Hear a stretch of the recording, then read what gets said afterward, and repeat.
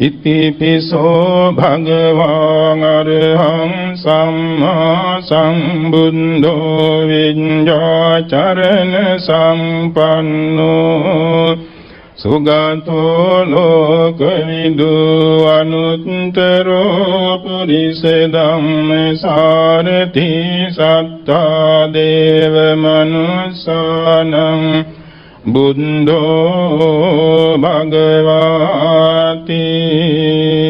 ශ්‍රද්ධාවන්ත පින්නතුනි, තුන් ලෝකාග්‍ර වූ සම්මා සම්බුදුරජාණන් වහන්සේ මහා මංගල සූත්‍රාන්ත දේශනයේදී කාලේන ධම්ම ශ්‍රවණං ඒතං මංගල මුත්තමං යනුවෙන් සුදුසු කල්හි බුදුබණ ඇසීම මෙලව දියුණුව පරලොව සුගතිය සාන්ත නිවන පිණිස පවත්නා මහා මංගල ධර්මයක් නමින් දේශනා කරලා තියෙනවා. අද මේ දවසේ බිනරපුර පසළොස්වක් පොහොව දවසයි. වස්සාන කාලයේහි මාස දෙකක් පිරෙන උපෝසත දවසයි.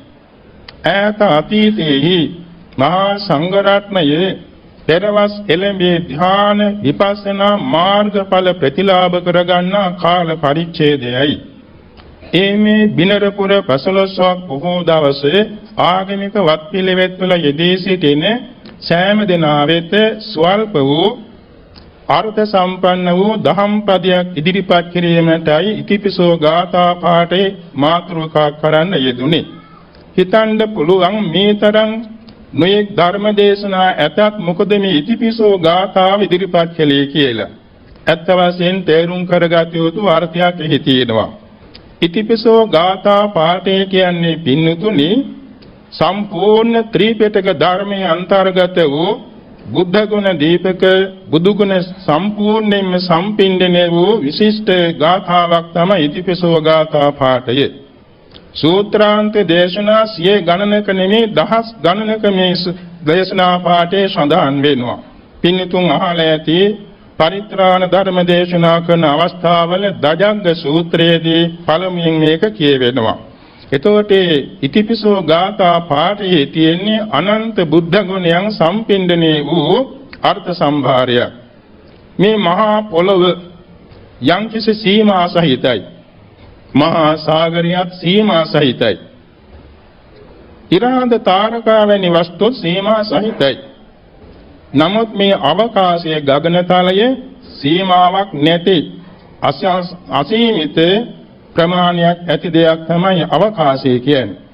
පින්තුන් අහලා ඇති දින කාලකාරාම සූත්‍රයේ කාල බුද්ධ රක්කිත මහරහතන් වහන්සේ දෙසූ දවසේදී අටසිය සමාදන්ව සිටියේ සද්ධාතිස්ස රජතුමා ඒ දේශනාවේ සවන් දීගෙන සිටියා.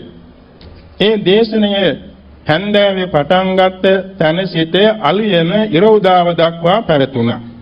රජතුමා හිටිවනක් බණ ඇසුවේ පිරිස කෙළවර කාටවත් නොවඟවා. දෙසුම් කෙළවරදී මහත් හලින් සාදුකාර දුන්නා. රහතන් වහන්සේ දැනගෙන ඇසුවා මහරජුරෝ කොයි වෙලාවෙද ආවේ? ස්වාමීනි පළවෙනි දේශනේ ඇහෙනකොටයි මම ආවේ. පළවෙනි ගාථාව. මහරජා මෙච්චර වෙලාවක් හිටගෙන බණ ඇසීම දුෂ්කර දෙයක් කළා නේද? නැත ස්වාමීනි මේ විදිහේ බුද්ධ ගුණ දේශනාවක් අහන්න ලැබෙනවා නම් මුළු ජීවිතේ වුණත් මම හිටගෙන බණ අහනවා. ස්වාමීනි ඔබ වහන්සේ අසීමිත බුද්ධ ගුණ සම්භාරයක් දේශනා කළා නේද? තවත් බුදු ගුණ කියන්නේ ඉතුරු තියෙනවද? මහරජා මා විසින් දේශනා කළ ඉතාමත්ම අල්ප වූ කොට්ටාසයක්. ස්වාමීන් උපමාවක් කියන්න. මහරජා සියක් කිරියක් වපසරී ඇති කුඹුරු යායක එක වී කරලක වී ඇට ස්වල්පයි ඉතිරි වී කරවල වී අප්‍රමාණයි නේද? ඒ වාගේ මා විසින් දෙසූ බුදුගුණ එක වී කරලක වී ඇට තරම් ස්වල්පයි. නොදෙසූ බුදුගුණ ඉතිරි සියක් කිරියක කුඹුරේ තියෙන වී ඇට තරම් අප්‍රමාණයි. ස්වාමීන් තව උපමාවක් කියන්න.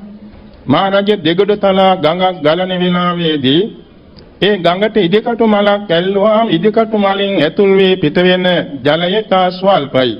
ඉතිරි ජලය අප්‍රමාණයි. ඒ වාගේ මා විසින් දේශනා කළ බුදුගුණ ඉදිකටු මලින් ඇතුල් වී පිට වී ගිය වතුර හා ස්වල්පයි. නොදෙසූ බුදුගුණ ගංගා ජලයේ අප්‍රමාණයි. ස්වාමීන් තවත් උපමාවක් කියන්න. මහරජා අහසේ පියාසර කරන ලිහිණියෙකුගේ පියාපතට යටපත් වෙන අවකාශයේ ස්වල්පයි. ඉතිරි අවකාශයේ අනන්තයි. ඒ වාගේ මා විසින් ඉදිරිපත් කළ මේ බුද්ධ ගුණ දේශනයේ ලිහිණියාගේ පියාපතට යට වෙන අවකාශ වාගේ ස්වල්පයි. නොදෙසූ බුදු ගුණ ඉතිරි අවකාශය වගේ අනන්තයි. සාදු සාදු ස්වාමීනි ගැළපෙන උපමාවක් කියවුණා නේද? ස්වාමීනි මේ තරම් බුදු ගුණ අනන්තයි. ඒ අනන්ත බුද්ධ ගුණයේ වහන්සේ මේ තුන් යම් රාත්‍රියේ ඉදිරිපත් කළා. ඒ ගැන මගේ හෘදයාංගම ගෞරවයෙන් මම පිරිනමන්නේ. මට ධර්ම පූජාවක් වශයෙන් කරන්න තියෙන්නේ මේ ශ්‍රී ලංකාදීප රාජ්‍යය කියලා මේ ලංකාදීප රාජ්‍ය පූජා කළා. එයින්ද පැහැදිලි වෙනවා මේ ඉතිපිසෝ ගාථාවේ තියෙන ගුණස්කන්ධයේ අනන්ත බව. එදා කාල බුද්ධ රාකිත මහරහතන් වහන්සේ කාලකාරාම සූත්‍රයෙන් ධර්මයේ දේශෝ නමුත් මේ බුද්ධ ගුණ සම්භාරය තමයි ඉදිරිපත් කරන්න යෙදුනේ. මේ බුදු ගුණ පාඨයේ තියෙනවා පින්නතුනි ගැඹුරු අර්ථයන් 19ක්. ඒ කියන්නේ අරහං ගුණේ සිට භාගවා ගුණේ දක්වා. මේ බුදු ගුණ එකක් ගත්තොත් එකකට එකක් දෙවෙනි වෙන්නේ නැහැ. ඒවා අර්ථ විවරණය කරලා බැලීමේදී මුළු ලෝක ධාතුවේම මේ බුද්ධ ගුණ එකක් ගානේ පැතිරී තියෙනවා. එනිසා ඊ තේන ශක්තිය අසීමිතයි, ආනුභාවය අසීමිතයි. මෙහිලා විශේෂ හැඳින්වීම් කරනවා නම් අර්ථය පැහැදිලි කරන්න ඉස්සර වෙලා මේ බුදු ගුණ තුලින් පුදුම ආශ්චර්ය සිදුවීම් සිදු වෙලා තියෙනවා. මේට අවුරුදු 28කට පෙර ඕස්ට්‍රේලියාවේ සිටි අපේ සිංහල මනෝවෛද්‍යවරයෙක් කියා හිටියා අරහං ගුණයෙන් මානසික රෝගී සුව කළ හැටි. අරහං ගුණේ බලෙන් මානසික රෝගියෙක් දැඩි මානසික රෝගියෙක් සුවපත් කළා. ඒ වගේම සමහර විට ගින්නෙන් වෙන අනතුරුවලදී ඉතිපිසෝ ගාථාව කියා නිරුපද්‍රූතු අවස්ථාහඬ ලැබිලා තියෙනවා. අපි කුඩා කාලේ අපේ දෙමෝපිය කියන අකුණු පුපුරන වෙලාවේ ඉතිපිසෝ ගාථාව කියන්නේ අකුණු සරවදින්නේ නැහැ කියලා. ඒසෙන්යි. පසුගිය මුහුදු ගලන වේලාවේ අපිත් ඒ මුහුදට යට වෙන වෙලාව අපි දේශනා කළ ඉතිපිසෝ ගාථා පාඨය කියලා සත්‍යක්‍රියාවක්. කල්ලේ පිටින්ම නැවතුණා පුදුම ආශ්චර්යයක්. ඒ වාගේ පුදුම ආශ්චර්ය දේවල් අත්දකින්න පුළුවන් මේ බුදුගුණ නවගුණේ මෙනෙහි කිරීමෙන්. අපේ පූජනීය ආචාර්යයන් වහන්සේ දැඩිසේ ගිලන් වූ අවස්ථාවේදී 1975 ජුලයි මාසයේ අගහරියේදී වෛද්‍යවරු කියා හිටියා මේක බොහෝම දුර්ලභ රෝගයක්, ප්‍රතිකාර කිරීමෙන් දීර්ඝ කාලයක් ප්‍රතිකාර ගත යුතුයි කියලා. ඒ අතර අපි මේ ඉතිපිසෝ ගාථා පාඨය නිමිති කරගෙන විශේෂ ආශිර්වාදයක් කළා. සැබවින්ම මාසයක් ඇතුළත පූර්ණ සෝය ඒ මාහිමියන් වහන්සේට ලැබුණා. ඒ බුදුගුණ පිළිත නමින් අදත් භාවිතා වෙනවා. මේ වාගේ ආශ්චර්ය දේ සිදු කරන්නට මේ බුදුගුණ පාඨයෙන් පුළුවනි. බෞද්ධයෙක් නොවන අබෞද්ධ දරුවෙක් ඉතිපිසෝ ගාථාව එක වචනයක් කියලා සොහොන් පෙට්ටනියක් අයිනේ මහා වනාන්තරයේදී අමනුෂ්‍යයන් දෙන්නෙක් দমনය කළ ඇති බෞද්ධයන් අහලා ඇති. පසුව ඒ දරුවා බුදුසසුනේ පැවිදිව අරිහත්ත්වයටපත් වුණා. මේ තරම් පුදුම ආශ්චර්ය ශක්තියක්, බලයක්, තේජසක්, ආශිර්වාදයක් මේ දේශනාවේ තියෙනවා. මෙහිදී අපි සලකා බලන්නට ඕනේ මේ බුදුගුණ පාඨයේ සැබවින්ම පිළිතක්. එපමණක් නෙමෙයි මාර්ගඵල නිර්වාණ අවබෝධයට යන භාවනා මාර්ගයක්. මේ බුද්ධ ශාසනයේ තියෙන භාවනා ක්‍රම, සමත භාවනා ක්‍රම 40ක්. කසින 10, අසුබ 10, අනුසති 10, බ්‍රහ්මවිහාර 4, අරූප සමාපatti 4, ආහාරයේ පටික්කුල සංඥාව සහ ධාතු මනසිකාරය කියලා.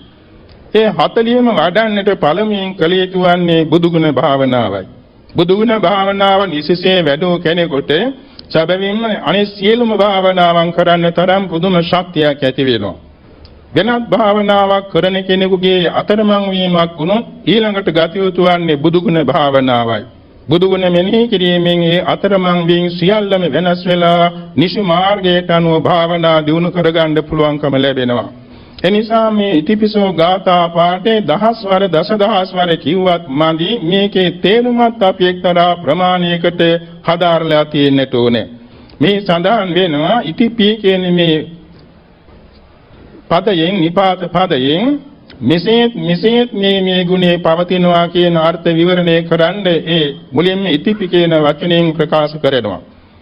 භගවා කියන මේ වචනේ තේරුම් සම්භාරයක් තියෙනවා. අරහං සම්මා සම්බුද්ධෝ විඤ්ඤාචරණ සම්පන්නෝ සුගතෝ ලෝකවිදු අනුත්තරෝ පුරුෂ ධම්මසාරතේ සත්තාදේ මනුස්සානං බුද්ධෝ භගවා කියන මේ ගුණපද නමේ තමයි සම්පින්දණය වී තිබෙන්නේ.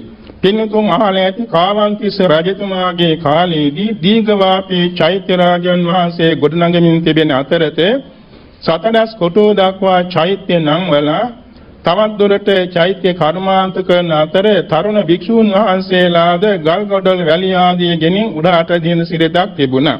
එක්තරා තරුණ ස්වාමීන් වහන්සේ නම එසේ ඉනිමම් පෙත්ත දිගේ අවශ්‍ය බාහන් උඩට ගිහින් දීලා බහින්න හදනකොට පාය ලිස්සලා වැටෙන්න පටන් ගත්තා. චෛත්‍ය බඳ අනුව ලිස්සලා ඒ යන වෙලාවේදී පහළ හිටිය ස්වාමීන් වහන්සේලා මහත් හඬින් කිව්ව එවැනි දජග්ග සූත්‍රයේ සිහි කෙරෙත්වා කියලා. ඒ ස්වාමීන් වහන්සේලා ඒ කාලයේ දජග්ග සූත්‍රය නිතර භාවිතා කරනවා. එම ලිස්සලා වැටෙමින් ඉන්නේ ස්වාමීන් වහන්සේක පාඨම කිව්වා දජග්ග පිරිතමා රකීවා කියලා. මේ හිතක් පිටක් නැති ගඩොල් දෙකක් චෛත්‍ය ගර්භයෙන් ඉස්සරහට ඇවිල්ලා අර ලිස්සලා වැටෙන ස්වාමීන් වහන්සේගේ දෙපායට ගල් කඩියක් මෙන් ආධාරයට පිහිටියා. ආචාර්යයි නේද? එතෙන් දිනමඟ තියලා ස්වාමීන් වහන්සේ සුවසේ බස්සවා ගත්තා. මේ වාගේ පුදුම දේවල් මේ ආචාර්ය දේවල් මේ ගාථාවේ තියෙන ගුණ සම්භාරයෙන් අපට දැක ගන්න පුළුවන්. මේදී අරහං කියන මේ පදයේ කෙටි තේරුමක් කියනවා නම් අරහං කියන්නේ සුදුසුකමයි. ඒ සුදුසුකම කිව්වහම ඒ තියෙනවා තේරුම් රසක්. ඒ කියන්නේ කුමක් නිසාද සුදුසුකම් ඇතුනේ? වාසනාසහිත සකල ක්ලේශයන් කෙරින් දුරු වූ නිසා පූජාවන්ද සුදුසුයි. ඒ වගේම රාග ආදී කෙලෙස් සතුරන් සතර මඟ නැණින් නැසූ නිසා පූජාවන්ට සුදුසුයි. එසේම අවිද්‍යාදී සංසාර සක්‍රයාගේ අවිද්‍යාදී කෙලෙස් සිඳලු නිසා පූජාවන්ට සුදුසුයි. රහසින්වත් පවක් නැති අතිශයින් පරිසුද්ධ සංතාන ඇති නිසා පූජාවන්ට සුදුසුයි. මෙන්න මේ කියන්නේ පූජාර්හ අර්ථයෙන් අරහං කියන ගුණය සඳහන් වෙනවා. එතන සඳහන් වෙන්නේ 1500ක් පමණ මේ ක්ලේශයන් වාසනා සහිතවම ක්ලේශයන් ප්‍රහාණය කළ බව, කෙලෙස් සතුරන් නැසූ බව, සංසාරෙහි තුන් භවයෙහි සැරිසරන මේ සංසාර චක්‍රයේ සිඳලූ බව, එවැගේම රහසින්වත් පවක් නැති අතිශයින්ම පරිසුද්ධ වූ සංතාන ඇති බව නිසා අරහං ගුණේ සඳහන් වෙනවා. සම්මා සම්බුද්ධ කියන මේ ගුණපදයෙන් ප්‍රකාශ වෙන්නේ සැබවින්ම අතීත අනාගත වර්තමාන තුන් කාලයටයි සංකත සරුව ධර්මයන් ඉතිරිවක් නැතුව අතටගත් නෙල්ලි ගෙඩියක් දකින්නක් මෙන් අතටගත් වීදුරු බෝවලියක් පෙරලා දකින්නක් මෙන් අතීතයේන ශ්‍රේකා දකින්නක් මෙන් ඉතිරිවක් නැතුව සියලු ආකාරයෙන් අනුන්ගේ උපදේශයක් නොමැතිව ආબોධ කරගත් නිසා සම්මා සම්බුද්ධ නම් වෙනවා.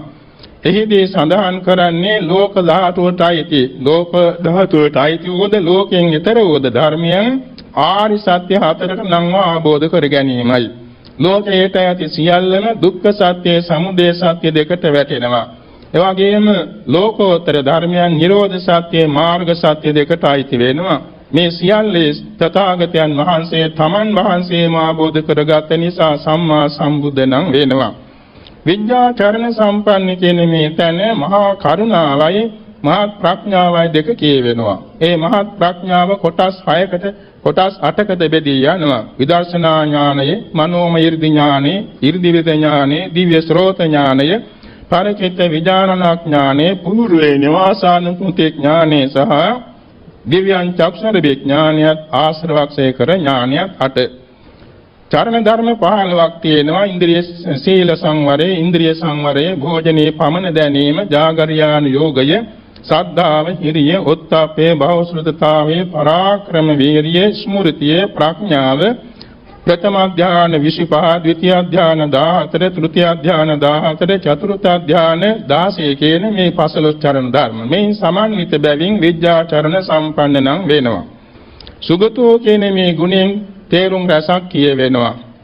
සෝබනෝ ආර්ය මාර්ගයේ ගමන් කරගත් බැවින් සුගත නම් වෙනවා. අජරාමර සංඛ්‍යාත නිර්වාණ ධාතුවට සැපත් වූ බැවින් සුගත නම් වෙනවා. සතර මඟ නැණින් නැසූ කෙලෙසුන් වෙත නැවත නොපැමිණෙමින් ගමන්ගත් බැවින් සුගත නම් වෙනවා. දීපංකර පාදමූලේ පටන් බෝධි මණ්ඩලයේ තෙක් අන්තද්දේ වර්ජිත මැදුම් පිළිවෙතින් ගමන්ගත් බැවින් සුගතනම් වේනවා. සාර්ථක වූ දේශනා ඇති බැවින් සුගතනම් වේනවා. සෝබන ගමන් විලාසිත ඇති බැවින් සුගතනම් වේනවා. සෝබන දේහ සම්පත් ඇති බැවින් සුගතනම් වේනවා. මේ තේරුම් වලින් සුගත කියන ගුණය හැඳින්වෙනවා. ලෝකවිදූ කියන මේ ගුණෙහි ස්කන්ධ ලෝකයේ කියලා පහක් තියෙනවා. රූපස්කන්ධ ලෝකේ, වේදනාස්කන්ධ ලෝකේ, සංඥාස්කන්ධ ලෝකේ, සංස්කාරස්කන්ධ ලෝකේ, විඥානස්කන්ධ ලෝකේ. මේ පහට තුන් ලෝකේම අයිති වෙනවා.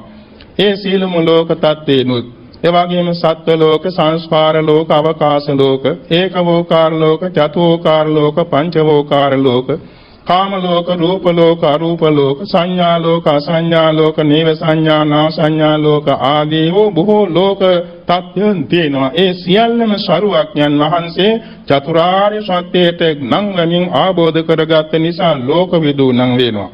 අනුත්තර පුරුෂ ධම්ම සාරථි කියන මෙයින් හැඳින්වෙන්නේ සීලයෙන්, සමාධියෙන්, ප්‍රඥාවෙන්, විමුක්තියෙන්, විමුක්ති ඥාන දර්ශනයෙන් තමන් වහන්සේට වඩා උතුමෙක් නැති බැවින් අනුත්තර නම් වෙනවා. එවාගෙම ලෝතුරා බුදුවරයන් වහන්සේලාට පමණක් සමවන බැවින් අනුත්තර නම් වෙනවා. රූප විලාසයෙන් කාටවත් සමකල නොහැකි බැවින් අනුත්තර නම් වෙනවා. එවාගෙම සත්‍යස් බෝධිපාක්ෂික ධර්ම දේශනාවෙන් කිසි කෙනෙකුට සමාන නොවන බැවින් අනුත්තර නම් වෙනවා. විසරද ඥාන සතරෙන් කිසි කෙනෙකුට සමාන නොවන බැවින් අනුත්තර නම් වෙනවා. දමනේ කටයුතු දිව්‍ය බ්‍රහ්ම, යක්ෂ රාක්ෂස, ගරුඩ ගාන්ධර්ව, එවාගෙම සිද්ධ විද්‍යාදර, මනුෂ්‍යයා, මනුෂ්‍ය තිරස්චීන ආදී සෑම සත්‍යයේ කරුණාව මෛත්‍රී පෙරට කොටගෙන දමනය කළ බැවින් අනුත්තර පුරුෂ ධම්ම සාරථී නම් වෙනවා. දෙවියන්ට, මනුෂ්‍යයන්ට, සමස්ත ලෝක සත්‍යයට මෙලව හිතසුව පිණිස, පරලොව සුගතිය පිණිස, කෙලවර නිවන පිණිස අනුශාසනා කරන බැවින් දෙවි මිනිසුන්ද ශාස්ත්‍රූ නම් වෙනවා. චතුරාර්ය සත්‍ය ධර්මයේ තමන් වහන්සේ මනමින් ආબોධ කොටගෙන අන්‍ය වූ සූවිසි අසංඛ්‍යයේ 9 කෝටි 60 ලක්ෂ පමණ දෙනාට ආબોධ කළ නිසා බුද්ධ නම් වෙනවා. එවාගෙම පුණ්‍ය භාග්‍යයෙන් කිසි කෙනෙකුට සමාන නොවන බැවින් භාග්‍යවත් නම් වෙනවා. එවාගෙම පංච මාර්යයන් බිඳලෝ නිසා භාග්‍යවත් නම් වෙනවා. ඓශ්වර්යාදී භාග්‍ය ධර්ම සයෙන් සමන්විත බැවින් භාග්‍ය නම් වෙනවා. සාරව ධර්මයන් බෙද බෙදා දහම් දිසූ බැවින් භාග්‍ය නම් භාග්‍ය භගවා නම් වෙනවා. එවාගෙම භජනේ කටයුතු උත්තරී මනුෂ්‍ය ධර්මයන් භජනය කළ නිසා භගවා නම් වෙනවා. සංසාර ගමන නිම කළ නිසා භගවා නම් වෙනවා. මේ කියන තේරුම් සාරාශිය එකින් එකට විග්‍රහ කරනවා නම් අනන්තයි, අපරිමාණයි. එනිසා මේ කියන බුදු ගුණ අපි නිතර නිතර භාවිතා කිරීමෙන් අපේ ජීවිතයට අපිම ආරක්ෂාව සලසා ගන්නට ඕනේ. පින්නතුන් අහලා ඇති මීට පෙර අවුරුදු 40කට පමණ සිද්ධියක්. ඒ කියන්නේ කුඩුම්බිගල කියන ආරණ්‍ය භික්ෂූන් වහන්සේලාට ලැබෙන ඉස්සර වෙලා එහි හිටියා බෞද්ධ නොවන අන්‍ය ආගමික පින්වතෙක්. එහි කලාවට ගිහිල්ලා බොහෝම විවේකීව ජීවත් වෙමින් හිටියා. නමුත් මෙතුමා බුද්ධ ධර්මයේ ගැන යම් පමණක් දන්නවා. ඔය අතර එක දවසක් තමන්ට දෙවි කෙනෙක් කියනවා වගේ සිහිනින් යම් පණිවිඩයක් ලැබුණා. ඒ කියන්නේ පින්වතේ මෙන්න මේ මන්ත්‍රය පාඩම් කරගන්න කියලා ඉතිපිසෝ ගාථාව කියලා දුන්නා. එතුමා ඉතිපිසෝ ගාථාව දන්නවා. ඉතින් එතුමා අවදි වෙලා කල්පනා කළා මේක බෞද්ධයන්ගේ වචනයක් නේ, බුදුරජාන් වහන්සේගේ ගුණ පාඨයක් නේ, මේක මට මොකටද කියලා හිතාගෙන හිටියා. නමුත් එදා එතුමා ඇවිදගෙන යද්දී යම්කිසි දොළපාරකින් බහැලා ගොඩ වෙන්න හදනකොට දැවැන්ත වලහෙක් හරියට මූණට මූණ ආවා. එතකොට මෙතුමාට අර සිහිනෙල එක පාට ඉතිපිසෝ ගාථාව කිව්වා. මේ වලසා විදුලි වේගෙන් ආපස්සට පැනලා දිව්වා. එදා තමයි මෙතුමා තේරුම් ගත්තේ මේ මන්ත්‍රයේ තියෙන මහානුභාව සම්පන්නකම. ඊට පස්ව මෙතුමා හැම වෙලාවෙම ඉතිපිසෝ ගාථා භාවිතා කරන්න පටන් ගත්තා. ඒ අතර ඊට සුදුසු ආරණ්‍යයක් සොයමින් සිටියේ ස්වාමීන් වහන්සේලාට ස්ථානයේ බාර දුන්නා. එතුමා සැබෑ බෞද්ධයෙක් වෙලා ජීවිතාන්තය දක්වා සිල් ගුණ පිරුවා. මොනතරම් පුදුම සිද්ධියක්ද මේ දැවැන්ත වලහේ හරියට මූණට මූණ මේ අත දිගට පමණ සමීප වෙලා ඇඟට පනින්න ඉන්න වෙලාවේදී ඉතිපිසෝ ගාථා සිහි කළ පමණින් ආරක්ෂා සැලසුණා. මේක නිසා බෞද්ධයන් වශයෙන් අප විසින් සෑම විටම තබන පියවරක් ගාන ඉතිපිසෝ ගාථාව සිහි කළ යුතු වෙනවා. නිදා ගන්න ගියත් ඉතිපිසෝ ගාථා සිහි කළ නිදා ගන්නට ඕනේ. අවදි වෙනකොට ඉතිපිසෝ ගාථාව කියමින් අවදි වෙන්නට ඕනේ. ආහාර ගැනීමේදී ත්‍රිපිසෝ ගාථා සිහි කළ ආහාර ගන්නට ඕනේ. අද කාලේ ගන්න ආහාර බොහෝ සෙයින් මේ රසායනික දේවල් මිශ්‍ර නිසා ශරීරයට විෂ නොවනු පිණිස ත්‍රිපිසෝ ගාථා සිහි කළ තමන්ම සත්‍යක්‍රියා කරගෙන ආහාර ගන්නට ඕනේ. වතුර නෑමේදී ත්‍රිපිසෝ ගාථාව සිහි කළ වතුර නාන්නට ඕනේ. එවැගේම යම් කිසි දෙයක් පටන් ගන්න ඉස්සෙල්ලා ත්‍රිපිසෝ ගාථාව කියලා පටන් ගන්න ඕනේ. හැම වෙලාවෙම මේක සිහි කරනවා නම් ඒ කාර්යයන් බොහෝම සාර්ථකව සපදායකව සනසිල්ලේ සම්පූර්ණ කරගන්නට ශක්තියක් ලැබෙනවා. මේක නිසා අද කාලේ විශේෂයෙන්ම ශ්‍රී ලංකාවට ආරක්ෂාව සඳහා ජනතාවට ආරක්ෂාව සඳහා රාජ්‍යයට ආරක්ෂාව සඳහා ඉතිපිසෝ ගාථාව අපි නිතර භාවිතා කරමින් මේ ආරක්ෂා දස දිසාට විහිදුවන්නට ඕනේ. මේ ශක්තිය අසීමිතයි. මේ ඉඳගෙන ඇමරිකාවේ ඉන්න කෙනෙකුට වුණත් ඉතිපිසෝ ගාථාව සිහි කළ එක එක ගුණයකින් සෙත් පැතීමෙන් පුදුම ආචාර්ය ආනිසංස දැකගත හැකි වෙනවා. ඒ විදිහට අත්දැකීම් රාශියක් අපි දැකලා අහලා තියෙනවා. ඉතිපිසෝ ගාථාව එක එක ගුණයක් සිහිපත් කරමින් ඕනෑම අදාන්තයක් සුදාන්ත කරගන්නට පුළුවනි. අරහං ගුණේ අනන්තයි අනන්ත අරහං ගුණ බලයෙන් මම වෛර නොවෙමි තරහ නොවෙමි නිදුක් නිරෝගී සුවපත් වෙමි. මාමින් අසවලාද අරහං ගුණ බලයෙන් වෛර නොවේවා තරහ නොවේවා නිදුක් නිරෝගී වේවා සුවපත් වේවා ආදී වශයෙන් මෙත් සිත පැවැත්වීමෙන් එක එක ගුණයක් ගන්න ඕනම රෝගියෙකුට සෙත් පතලා ඔහු සුවපත් කරන්න තරම් බලයක් ඒකෙන් ලැබෙනවා. මත්පැන් බොන කෙනෙක් ඒකෙන් වළක්වා ගන්නට මේ ඉතිපිසෝ ගාථාවේ නව ගුණේ සිහි කළ එකින් එකට මෛත්‍රී කළා හිතින් හිතට අර චිත්ත තරංග විහිදුවාලීමෙන් ඔහු සංවර කරගන්නට පුළුවන්. මේක අපේ බුදුරජාණන් වහන්සේගේ සිරිතක්. බුදුරජාණන් වහන්සේ ඕනෑම අදාන්ත පුජ්‍යලයක් සුදාන්ත කරන්න සම්මුඛ වෙන්න ඉස්සර ඔහුගේ මනසට මේ බුදුගුණ ආවර්ජනා කළකනේ තමන් වහන්සේගේ බුදුගුණ ඉදිරිපත් කරලා මෛත්‍රී සිත් යවනවා. පින්නතුන් අහලා තියෙනවානේ අඟුලිමාල දමනේ. අඟුලිමාල දමනේ කරන්නේ යෙදුනේ හරියටම බුදු ඇසෙන් දැකවදාන දවසේදී. බුදුරජාණන් වහන්සේගේ තියෙන බුදු ඇස කියලා විශිෂ්ට ප්‍රඥා දෙකක්. ඉන්ද්‍රිය පරෝපරිය ඥාන ආශ්‍යානුසය ඥානය. මේ දෙක තමයි බුදු ඇස කියන්නේ. මේ බුදු ඇස උදේ පාන්දර 12 කෝටි ලක්ෂ වාරයක් මහා කරුණාවට සමයදී ඉන්නේගී ඉංගනතුරු මේ බුදු ඇස දසදහසක් ලෝක ධාතුවට විහිදුවනවා. ඒ දවසේ මඟඵල නිවන් ලබන්න සුදුසුසන් ඒට අරමුණු වෙනවා. හන්දෑවෙත් ඒ වගේම 12 කෝටි ලක්ෂ වාරයක් මහා කරුණා සමෝදර සමයදී මේ බුදු ඇස විහිදුවනවා. ඒ වෙලාවේදීද තමන් වහන්සේ රාත්‍රී කාලයේ ධර්ම දේශනා කළ යුතු අය අරමුණු වෙනවා. මේ අඟුලිමාලයේ වෙනකොට දවස් කීපයක් තිස්සේ දහස් ගණන් මිනිමැරු අතරතේ හරියටම ඒ උදෑසනකදී සරුවක්යන් වාසයේ බුදු ඇසට ලක් වුණා. ඕ කල්ප ලක්ෂයක් පෙරම් පුරාගෙන මහා පිං ඇති කෙනෙක් බවද අරමුණු වුණා. තුන් යොදුනක් ඈත ඉන්නේ මහ වනාන්තරයක් මැද්දේ හරස් පාරක. දහස් ගණන් මිනිමාල්ලා තව එක්කෙනෙක් කවුරු හරි ආවොත් මරා ගන්නෙමි කියලා ඉන්න වෙලාවේ තමයි සරුවක්යන් වහන්සේ අප්‍රසිද්ධ විලාසයෙන් වඩින්න තීරණය කළේ. මේ වඩිනකොට පියවරක් ගානේ ඒ අඟුලිමාලගේ මනසට මෛත්‍රී වඩමින් බුදුගුණ බල යොදමින් මෛත්‍රී වඩමින් තමයි වැඩි. ඒ වැඩමවීම නිසා දැන් අඟුලිමාල ඇඟිලි ගණන් කරමින් ඉඳලා එක පාටම මහත් හඬින් ගර්ජනා කරමින් පැනගෙන ආවා. ඒ ඔහුගේ දැඩි ආවේගයයි නම සරුවක්යන් වහන්සේ ලං වෙන්න ලැබුණේම නැහැ. එක්ක කන්දක් නැවෙනවා, එක්ක මහා නරාවලක් නැවෙනවා. මෙහෙම තුන් යොදුනක් මානේ මොහු දෙව්වා. අන්තිමේදී බුදුපාමුල වැඳ වැටුනේ අවියාවුද අඟුලිමාල ඔක්කොම හෙබකට දාලා බුදුපාමුල වැඳලා සමාව අරගෙන පැවිදි වුණා. මෙත් භාවනාව මෙතුමාට දුන්නා. නමෝ දාසකෙන් අඟුලිමාල ස්වාමින් වහන්සේ සව් කෙලෙස් නසා රහත් වුණා. මේ මොන ආශ්චර්යයක්ද! අර මෛත්‍රී චිත්ත තරංග බලයෙන් කෙනෙකුගේ යහපත සැලසුණු ඇති.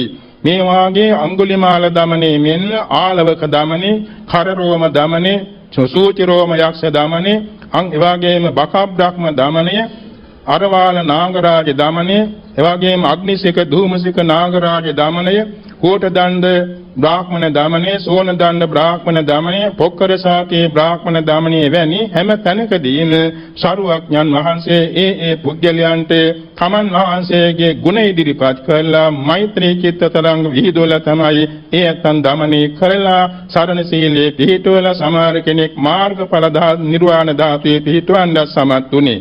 මේක නිසා බෞද්ධයන් වශයෙන් අපට තියෙන විශාල බලය තමයි මේ බුද්ධ ගුණ බලය. මේක අපි නිතර පාවිච්චි කරන්නට ඕනේ. එසේ පාවිච්චි කරමින් Taman සැනසීගෙන අන්නයටත් මේ සැනසීම ලබා දීම කළ යුතු වෙනවා. විශේෂයෙන්ම මේ බුද්ධ ගුණ භාවනාව තුළින් තවත් විශේෂ ආනිසංස රාශියක් අපේ సంతාන තුළට ගලාගෙන එනවා. පළවෙනි ආනිසංසය තමයි සැපසේ නිින්ද යනවා. ඉතිපිසෝ ගාථාව හොඳින් භාවිතා කරන කෙනෙකුට සැපසේ නිින්ද යනවා. සැපසේ අවදි වෙනවා. නපුරු සීන නොපෙනී යනවා. දෙවියන්ට ප්‍රිය වෙනවා. මිනිසයන්ට අමනුෂ්‍යයන්ට ප්‍රිය වෙනවා. දෙවියන්ගේ ආරක්ෂාව සැලසෙනවා. එවාගෙම අවියාවුද වසවිස ගිනි මේ විපත්ති වල කියනවා. මුහුණේ වර්ණයේ පැහැපත් වෙනවා. එවාගෙම හිතේ සමාධි ශක්තිය වැඩි වෙනවා. අවසාන දවසක තමන්ගේ ජීවිත අවසාන දවසක මනස සිහිනුවණින් බොහොම ප්‍රබෝධමත් සිතින් බුදුගුණ සිහි කරලා අවසන් වෙනවා. මරණින් මත්තේ කාන්තේ සුගතිගාමී වෙනවා. පිටසක්වලක නූපදින්නෙක් වෙනවා. මේ මංගල සක්වලේ උපදින්නෙක් වෙනවා. ත්‍රි හේතුක උත්පත්තිය ලබන්නෙක් වෙනවා. කල්යාණ මිත්‍ර දෙමෝපියන් ලබන්නෙක් වෙනවා. කල්යාණ මිත්‍ර ගුරු උතුමන් ලබන්නෙක් වෙනවා. සැබෑ සම්මාදිට්ඨිය ඇති කෙනෙක් වෙනවා. විසදුටු කුලයක උපන්නා සම්මාදිට්ඨිය පිහිටෙනවා. ගැඹුරු ධර්මයන් ආબોධ කරගන්න තරම් නැනවත් වෙනවා. තමන් ලෝතුරා බුද්ධ ශාසනයක් ඇති කාලික ඉපදී සිටියානම් ඒ බුදුවරයන් වහන්සේ තමන් වෙත එනවා. තමන්ට බුදුරජාණන් වහන්සේගෙන් ධර්මානුශාසනාවන් ලැබිලා මාර්ගඵල නිර්වාණය සාක්ෂාත් කරගන්න වාසනාව වෙනවා. මෙන්න මේක නිසා මේ ඉතිපිසෝ ගාථා පාඨය අල්පයි ස්වල්පයි කියන හිතන්නේ නැතුව මේක තියෙන මුළු තුන් පිටකේම සම්බින්දනය වෙලා බැවින් මේක අපි නිතර භාවිතා කරන්න ඕනේ. බුදුරජාණන් වහන්සේ දේශනා කළ පිටකත්‍රය කියන්නේ තුන් ලෝකයේම තියෙන විශ්වවිද්‍යාලයයි. ඒ සමාන විශ්වවිද්‍යාලය ලෝක ධාතුවක නැහැ. මේ ත්‍රිපිටක ධර්මයේ තියෙනවා භික්ෂු ජීවිතයටත් ගිහි බෞද්ධයන්ට අවශ්‍ය සෑම උපදේශයක් මෙහි තියෙනවා. සෑම උපදේශයක් අනුශාසනාවක් ආදර්ශයක් එවාගේම උදාහරණයක් සාධකයක් සියල්ලම මේ ත්‍රිපිටක ධර්මයේ තියෙනවා. ත්‍රිපිටක ධර්මයේ හදාරනවා නම් යම් කෙනෙක් ඒ තැනත්තා මුළු ජීවිතේම ධර්මානුකූල ජීවත් වෙලා මෙලව ජයගෙන පරලොව ජයගෙන සසර ජයගෙන කෙලෙසුන් ජයගෙන මඟඵල නිවන් සුව ලබන්න සමර්ථ වෙනවා. ඒක නිසා මුළු තුන් පිටකයේම ඉගෙන ගන්නවා වගේ ඊට පෙරමුණු ගැනීම වශයෙන් දොරහැර ගැනීම වශයෙන් මේ ඉතිපිසෝ ගාථා පාඨය නිතර භාවිතා කරන ලෙස අපි කරුණාවෙන් ආරාධනා කරනවා. විශේෂයෙන්ම ඉතිපිසෝ ගාථාවේ තියෙන ගුණ අනන්ත බැවින් ඒ අනන්ත ගුණ සිහිපත් කරලා රටට ජාතියට රාජ්‍යයට පවා සෙත් පතමින් අපි සෑම දෙනා උසස් කුසල් රැස් කරගන්නට ඕනේ. මක්නිසාද මේ තරම් ආනිසංස මෙහි ලැබෙන්නේ? මේ ඉතිපිසෝ ගාථාව සිහි කරන්න චිත්ත සංතතිය පිරිසුදු වෙනවා. චිත්ත ඡායසක ධර්මයන් පිරිසුදු වෙනවා. ඒ පිරිසුදු වීම නිසා හෘදේ සංතානයේ පිරිසුදු වෙනවා. ලේ ධාතුව පිරිසුදු වෙනවා. ලේ ධාතුව සකල ශරීරයේ රූප කලාපයක් ගානේ පැතිරී යන නිසා රූප කලාප නිරෝගී වෙනවා. රෝගාතුර රූප කලාප නිරෝගී බාටපත් වෙනවා. සමාහට සුව කරන්න බැරි කැන්සර් රෝග වැනි රෝග පවා යටපත් වෙනවා. ඒක නිසාම ශරීරයේ වර්ණය පහපත් වෙනවා. ඒ වගේම නිරෝගී භාවයට පත් වෙන බැවින් දීර්ඝායසත් වෙනවා. දීර්ඝායස නිසාම කායික සුවය ලැබෙනවා. කායික බලයක් ලැබෙනවා. ඒ වගේම ප්‍රඥාවත් වැඩි දියුණු වෙනවා. තමන් ඉන්න අවට පරිසරයේ පවා බොහෝම වාසනාවන්ත බාටපත් වෙනවා. ඒක නිසා මේ ආධ්‍යාත්මික උද බාහිර උද යහපත පිණිස මේ ඉතිපිසෝ ගාථාව සිය ගණන් දහස් ගණන් ලක්ෂ වාර නිතර මෙනෙහි කරන්ට අපි පුරුදු වෙන්නට ඕනේ. තවත් නිදසුනක් කියනවා මේට අවුරුදු 70කට පමණ හේතදී සිදුවෙච්ච දෙයක්. ඒ කියන්නේ අපේ පූජනීය ගරු කටයුතු ස්වාමීන් වහන්සේ නමක් වැඩ සිටියා ආරණ්‍ය සේනාසනයක බොහෝම සම්භාවනීය සිල්වතන් වහන්සේ නමක්. ඒ ස්වාමීන් වහන්සේට සිහිනෙන් ස්ථානයක් පෙන්වූ නිසා ඒ ස්ථානයේ සොයා ගල්ලින් තියෙන හැම තැනකම ඇවිදලා තියෙනවා. ඒ අනතර දුටුගැමුණු මහරජතුමාණන් විසින් කරවා පූජා කරන ලද විහාරයේ කියන පැරණි සිද්ධාස්ථානයක සති දෙකක් පමණ ගත කරලා තියෙන වනාන්තරයක. එහිදී පින්ඩපාතේ වඩන වෙලාවේ උදෑසන බොහෝම ලස්සනට සුදට ඇඳ පැළඳ ගන්නා ලද තලතුණා කෙනෙක් හොඳට ඉදුණු රැවුලක් ඇති තලතුණා උපාසක මහත්මින් ඉස්සරහට ලැබෙන්දා. වැඳලා කියලා තියෙනවා මේ ස්වාමීන් වහන්සේලා දකින්න ආවේ. දැන් ඉතින් වඩිනවානේ පින්ඩපාතේ. මම ආසයි ස්වාමීන් වහන්සේලා කොච්චර දවසක් මෙහි ඉන්නවද දැනගන්න. මං කැමති ස්වාමින් වහන්සේලා වඩන භාවනා කමඨාන් මොනවද කියලා අහගන්න. ස්වාමින් වහන්සේලා කියලා තියෙනවා අපි සති දෙකයි මෙහි ඉන්නේ. තා සති දෙකකින් වෙන තැනකට වඩිනවා. අපි ඉතින් ආනාපාන භාවනාව, සතිපට්ඨාන භාවනාව, මෛත්‍රී භාවනාව මේ ආදී දේවල් වඩනවා. එතකොට මෙතුමා කිව්වා ස්වාමීනි බුදුරජාණන් වහන්සේ ජීවත්ව ඉන්න කාලයේදී නම් බුදුරජාණන් වහන්සේගෙන් Tamanට ගැළපෙන භාවනාව ඉගෙනගෙනයි භාවනාව වඩලා මඟඵල ලබන්නේ. දැන් බුදුරජාණන් වහන්සේ පිරිනිවන් පෑවාට බුද්ධ ගුණ ජීවමානයි. බුදු බලය ජීවමානයි. යන්දාසක පරිසන්දි ගන්නා ලදනම් එතා සිට ධාතු පරිනිර්වාණය දක්වා ඒ බුදු බලය පවතිනවා. එනිසා ස්වාමීනි ඒ සීල බුද්ධ ගුණයන් සම්පින්දණය වී තිබෙන ඉතිපිසෝ ගාථා පාඨයේ මේක දවස් 21ක් ඇතුළත ලක්ෂ වාරයක් භාවනා කරතොත් බුදුරජාණන් වහන්සේ සිය ඇසට දකින්නාක් මෙන් අරමුණු වෙනවා. එතින්දී බුදුරජාණන් වහන්සේගෙන් වැඳලා කමඨං ඉල්ලා ගන්න ඕනේ. ඒ භාවනාව තමයි Tamanne පිහිටන්නේ කිව්වා. ඉතින් එහෙම කියලා එතුමා ආරණ්‍ය ඇතුළට යන හැටියට ගියා. ස්වාමීන් වහන්සේලා පිටිසුඟා වැඩියා. ගමට වැඩම කළා දායකයන්ගෙන් අහලා තියෙනවා මෙන්න මේ විදිහේ හැඩරුව ඇති කෙනෙක් අපට මුණ ගැහුණා කවුද ඒ කියලා. අර මුලින් අසා බලන්නට අමතක වුණා.